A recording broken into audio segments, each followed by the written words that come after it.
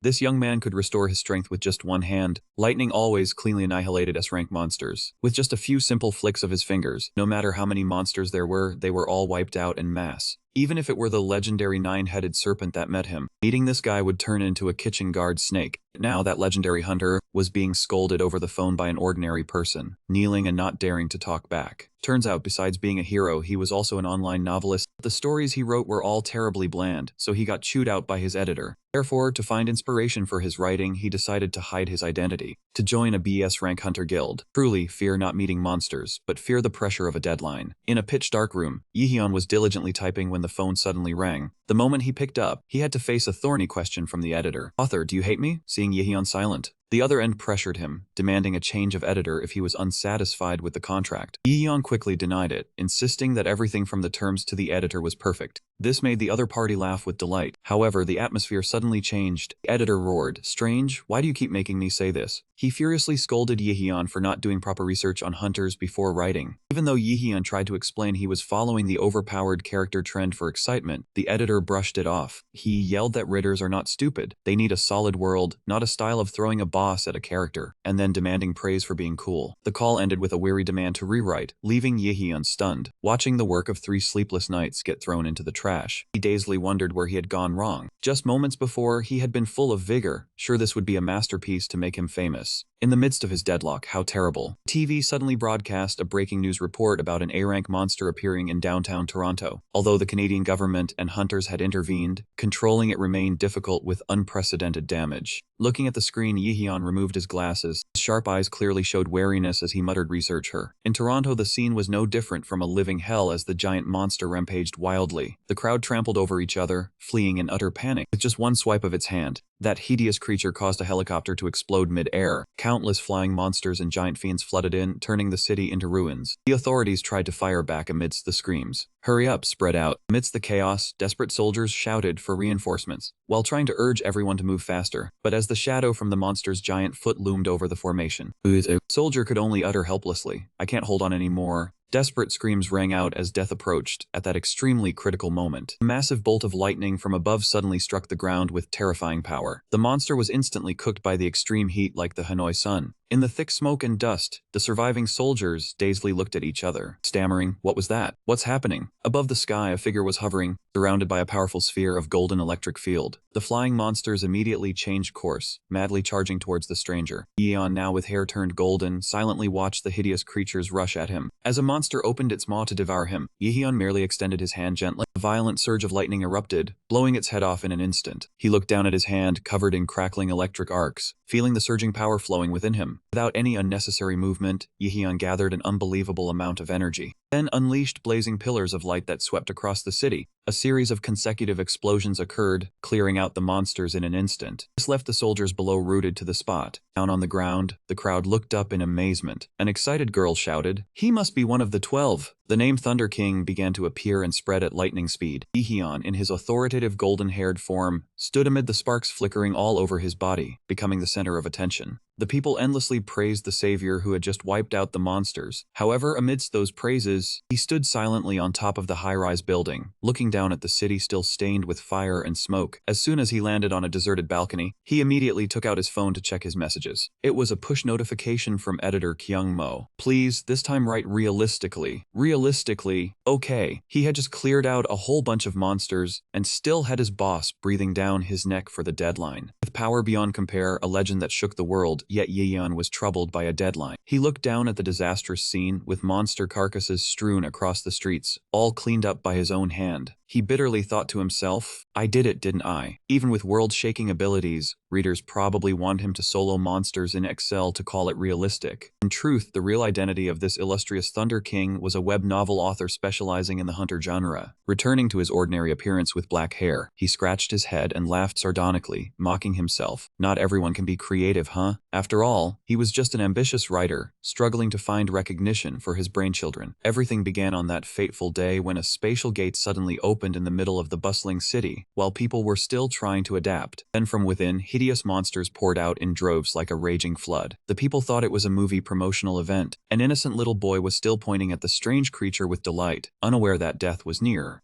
Behind him, a man was rushing over in panic. The moment the monster was about to pounce on its prey, the man could only tightly hug the child to shield him in terror. At the same time, those with special abilities, the superhumans, began to appear to push back the threat. They were the chosen ones, called by the name Hunters. Thanks to their tireless efforts, everyone thought the world had regained the light of peace. But the hope was barely kindled before it was extinguished when a much more horrific challenge appeared. That was the Chaos Gate, the worst catastrophe in human history, with its deadly red hue covering the entire sky. The power of countless ordinary hunters at the time was not enough to seal or subdue it. Facing that immense threat, humanity was confronted with the imminent danger of extinction. Only the 12 strongest superhumans in the world were able to shoulder that destiny. These legendary hunters, who possessed the highest level of power, stood up together. They marched proudly towards the gate to confront the darkness. They were the heroes who defeated the great calamity of the Chaos Gate, protecting humanity. A group of legendary hunters known as the 12 Apostles. After the fierce battle that lasted exactly 79 hours, 17 minutes, and 8 seconds, the final destructive monster was completely taken down by their hands. Standing amidst the desolate battlefield, one exhausted hunter collapsed to the ground and complained, "I'm really spent. Whoever tells me to get up now, I'm suing them." In response came the relieved praise of his comrades. "Good job, everyone." They believed it would be hundreds of years before such a disaster repeated, and today was the last day the 12 apostles would stand side by side. Standing at the threshold of peace, one member asked about the future plans of the group. While the white-haired girl was excited about a vacation in Hawaii, another hunter was busy with a lucrative gear endorsement deal, and another wanted to focus on new inventions. At this moment, the elder turned to look at Yiheon. "What about you? It seems you haven't decided on your break yet." The old man slowly advised that the power they possessed was too great. Not everyone could hold it casually, as even a small mistake could cause unimaginable consequences. Seeing that Yiheon remained silent, the elder sincerely extended his hand and offered, "If you are still lost, let us find the path of a true hunter together." The atmosphere instantly became very touching. However, Yiheon only smiled and replied with a surprising statement, "No, I plan to quit being a hunter." The elder gently smiled as if he had expected it. I knew you'd say that." But the other members of the 12 apostles could not remain calm. "What are you even talking about?" In the face of their teammates' bewilderment, Yiheon nonchalantly replied, "Why are you all standing there with your mouths wide open?" The elder thoughtfully asked a practical question. "Even if you quit being a hunter, what do you plan to do to live?" Yiheon's eyes suddenly became resolute, and he parted his lips slightly. "Writer." Ignoring everyone's blank stares, Yiheon broke into a bright, passionate smile and declared clearly, "I'm going to become a web novel author, so who's going to save the world next?" His inspiration came from James Peterson, a famous literary giant who always asserted that before writing, imagine you are telling a story to someone in front of you, and make sure that person doesn't bored. James Peterson emphasized the golden rule that Yiheon always kept close to his heart. The most important thing in web novels, first, is that it must be interesting, second, it must also be interesting, and third, it must also be interesting. In other words, logic comes later, hook them first. Steeped in that ideology, many months after the Chaos Gate close, once glorious Thunder Emperor now returned with simple black hair and glasses, diligently taking notes with the determination to become a true author. Sitting in a cafe, Yiheon felt extremely excited as ideas flowed endlessly. "Countless ideas have popped into my head." He proudly thought that perhaps he truly had the innate talent to become a writer. However, just as he was about to start working, a hand suddenly slammed heavily on the table. A group of senior students with eyes shining with excitement rushed over and grabbed his arm. "Don't you dare work alone. After studying, you have to go drinking. Let's go, newbie." Yiheon could only helplessly grimace as he watched, his submission deadline looming. The deadline is tomorrow. After waving goodbye to his colleagues, "Take care on your way back. You too." He inwardly mused that this was exactly the aura of a masterpiece that James Peterson had once mentioned. Just then, the manhole cover on the street suddenly shook violently, and a strange purple creature began to emerge. In the coffee shop, the server brought water and said, "Here is your rice lat." Yiheon immediately asked,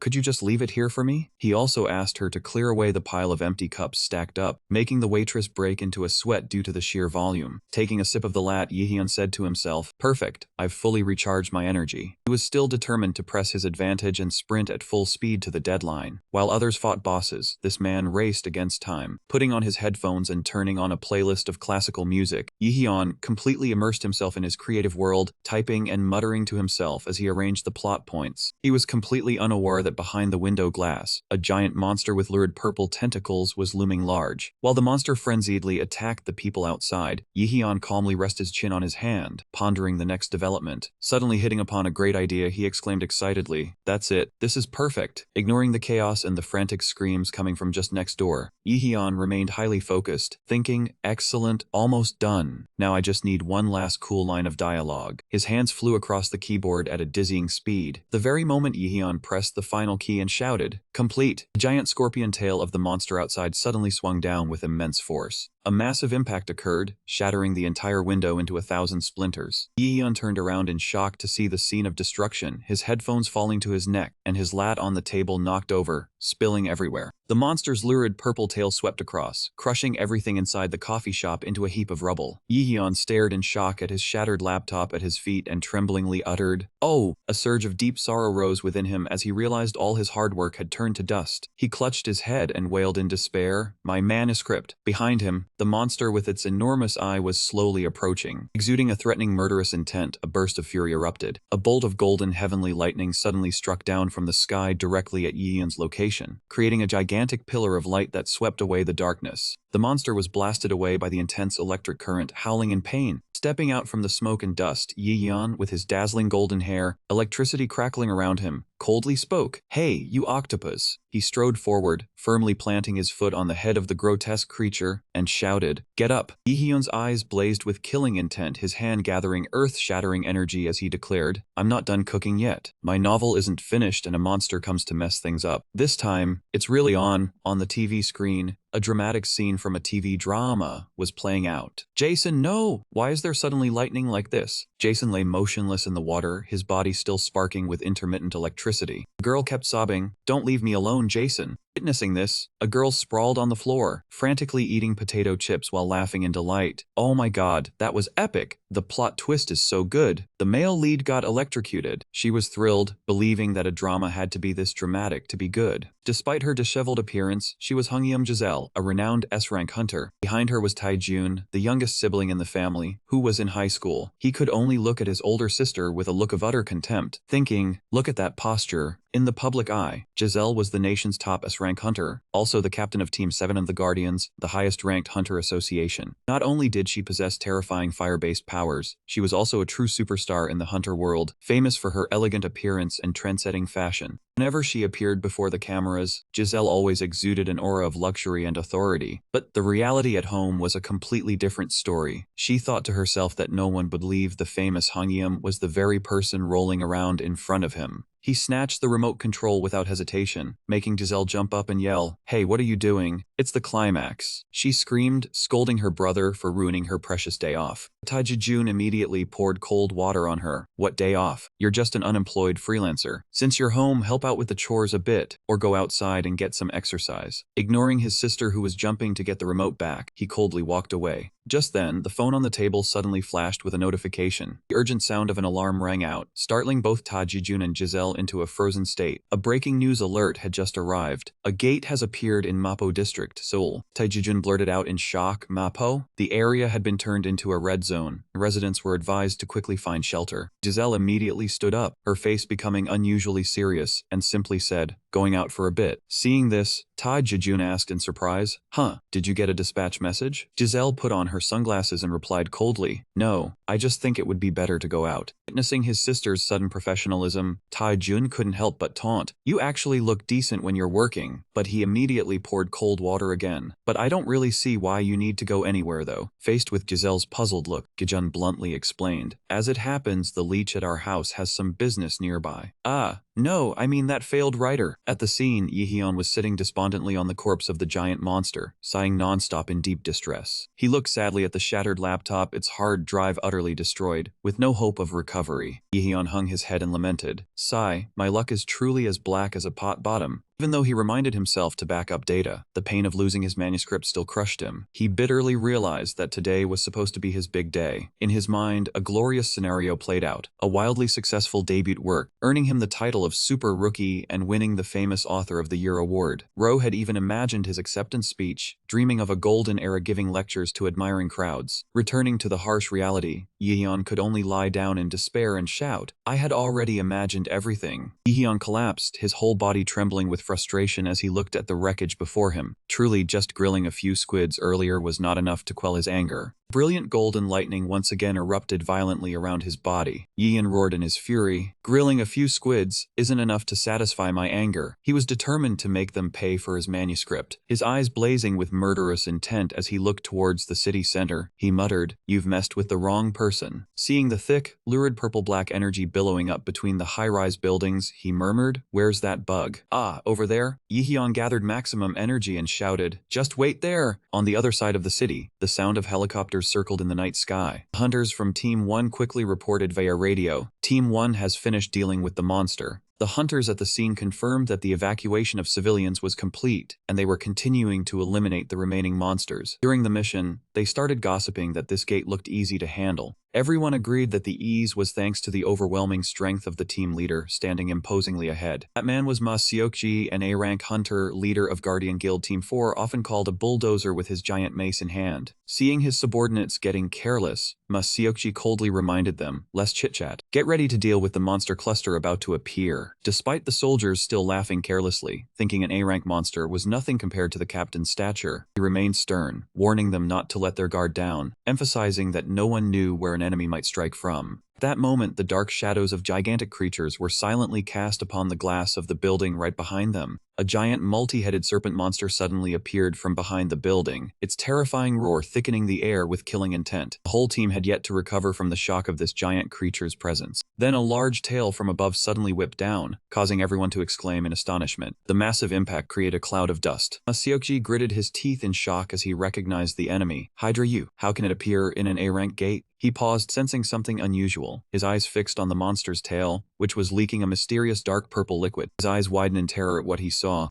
A hand lay motionless among the devastated rubble. At that moment, the emergency system blared a shrill announcement. "Alert! Monster insect has appeared." Before them was a Hydra, an entity with AAA rank power, far exceeding initial data and the hunting team's capabilities. "Fire! Don't spare the bullets!" The command roared through the rain of bullets aimed at the monster, seeking a chance for survival. However, the monster did not even bother to move. Its giant tails swept across the battlefield like the Reaper's broom, crushing vehicles, concrete walls, and the hunter's fighting spirit. Standing amidst the catastrophic scene, Ma Seokji was dazed, wondering if some terrifying change was occurring with the gates. He realized the situation was completely out of control, and that he needed to call for stronger reinforcements. Ma Seokji acknowledged the overwhelming power gap in facing this entity. He bitterly admitted that with his strength, he was utterly powerless. Instantly, one of the Hydra's heads opened its mouth. It gathered a purplish firepower, and then spat out a destructive energy beam, sweeping away everything in its path. The deadly beam swept through, leaving the hunters to helplessly brace for impact. Amidst the dust, Ma Seokji strained himself, using all his strength to hold his weapon steady to protect his subordinates, causing them to cry out in worry. "Captain!" He gritted his teeth and muttered to himself, "Damn it, no more time to wait." Seeing his comrades lying scattered on the ground, he knew he had to buy time until reinforcements arrived. He estimated that the power of just one head was nearly A rank. If all 9 attacked together, survival chances were 0. Despite the wound on his face bleeding, he remained resolute. "I will not give up." He channeled his strength into his legs and stomped hard on the broken ground with unyielding will. If there were people to save, if he still had strength to fight. Asioki took off, launching into the air. Facing the giant monster directly, he roared, "I will still fight to the end." He unleashed his strongest breaking force technique, causing a shockwave explosion that shattered the surrounding ground. After his full power attack, Masioki was horrified to realize he had only taken down 2 of the monster's heads. He murmured in disbelief, "Only 2 heads?" Before he could regain his composure, the Hydra's remaining heads began gathering a purplish, deadly energy. Masioki paled, feeling the breath of death approaching. A terrifying torrent of firepower suddenly poured down like a waterfall, sending Masioki's giant mace flying far away. He was flung through the air and then collapsed to the ground, severely injured. Blood kept flowing from the corner of his mouth, but Masioki still gritted his teeth and struggled to rise in pain. "Damn it, I can't fall here." However, the Hydra gave him no chance to rest. It continued creating a giant energy orb like a purple sun covering the entire sky.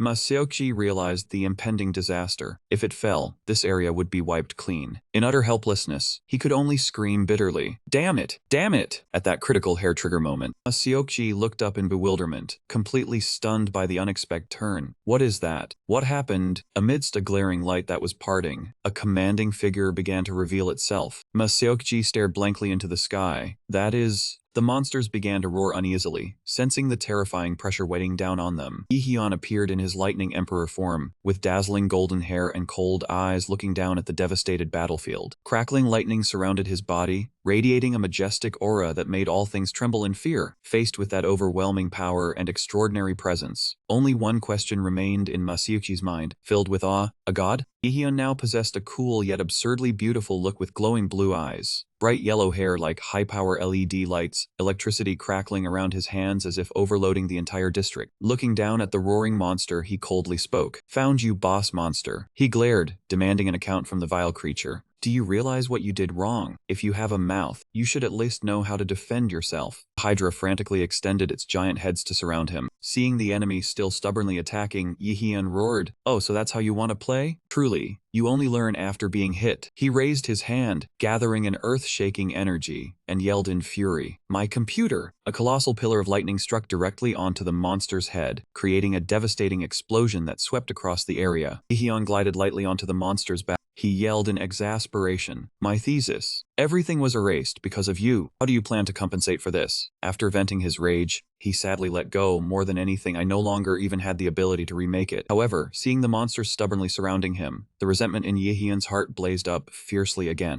His eyes shone brightly. A heart-wrenching roar echoed across the sky. "This is my debut." Instantly, a massive pillar of lightning with unimaginable power struck straight down, crushed the monster and shook the entire city. After clearing the threat, Yihyun trudged along the waterlogged road, his hair having returned to its normal black color. He clicked his tongue in annoyance. "Well, even roasting you didn't make me feel any better." Thinking of the bleak future, he had a headache like a student who lost their project file on the final night. If the deadline is tomorrow, when will I ever rewrite all of this? At the same time, the other hunters began to wake up from the shockwave. Looked around in shock. "Damn, I passed out." "But what just happened? We were clearly fighting that two-headed dragon, weren't we?" The group of hunters rushed towards Masayoki, who was sitting slumped on the ground. "Captain, you're still breathing." They sighed in relief. "Whew, thank goodness, you're alive. Wait until the rescue team arrives." However, one soldier suddenly froze, tremblingly pointing ahead. "Wait, look over there." Everyone was stunned when they saw the lifeless corpse of the AAA rank creature. They couldn't believe their eyes and exclaimed, "The Hydra, is it dead?" Approaching closer to the monster, the hunters at the scene were astonished to observe the fatal wounds on its body. They realized the monster had been taken down by an extremely powerful force, a strength far beyond the imagination of anyone present. Right below the rubble, Masayoki was leaning against the wall, his eyes closed, exhausted and heavily injured after the horrific battle. At this moment, Masayoki still didn't understand how he became the MVP. Soon after, news of the incident flooded the broadcasts. Reporter Kim Ga-yeon frantically reported on the sudden appearance of the AAA rank Hydra right at an A rank gate that had been sealed for 2 years. The whole world was shaken by the news that an A rank hunter had single-handedly confronted the legendary monster and emerged victorious. Masayoki suddenly became a national hero with the nickname the Bulldozer, even though he was currently lying in a hospital bed covered in bandages and a neck brace, with a look that said, "I don't even know who fought it. Why are you guys cheering so loudly?" The video of the Hydra's destruction quickly surpassed 100 million views on YouTube,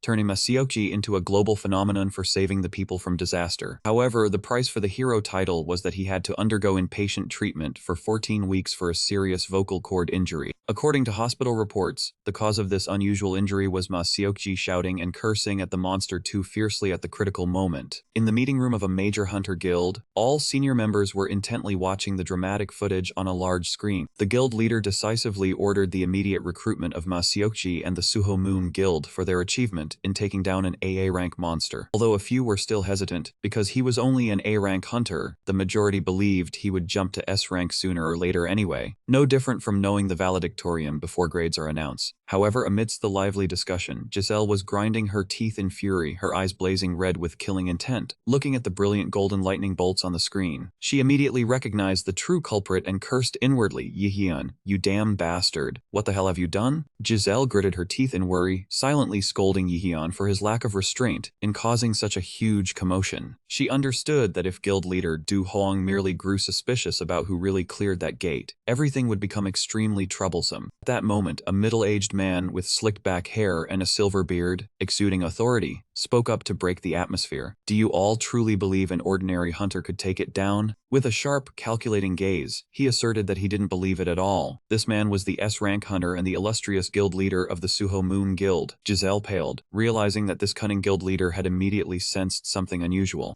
Huang turned to look straight at her and asked with hidden meaning, "Isn't that right, Hong Diem?" Despite sweating profusely, Giselle tried to stay calm, feigning innocence as she replied, What do you mean?" However, Du Hong just sneered, believing that an A-rank hunter defeating an A-rank Hydra was impossible. As he turned to leave, he muttered that this incident reminded him of a legendary hunter from years past. Du Hong clenched his fist, his eyes blazing with ambition as he mentioned the name Thunder Emperor, the one who had ignored him and then vanished without a trace. He stated firmly, "So you've finally decided to show yourself, Thunder Emperor. I will go meet you personally." Meanwhile, in an office, Yeon, in his everyday appearance, was trembling, sweat streaming down his forehead from stress. He sat huddled before his editor, clutching his water glass tightly as if seeking calm. His everyday aura was completely gone, looking more nervous than a student called for an oral exam. When a cold voice rang out, "Author Yeon," he flinched, replying fearfully, "Yes, right away." A tablet was slammed hard onto the table with a dry smack, signaling an impending storm. Editor Kyung Mo of the Gold Level Publishing's third editorial team pushed up his glasses, his face showing clear disappointment as he declared, "This won't do." He bluntly poured cold water on Yeon. "Honestly, it's not interesting at all."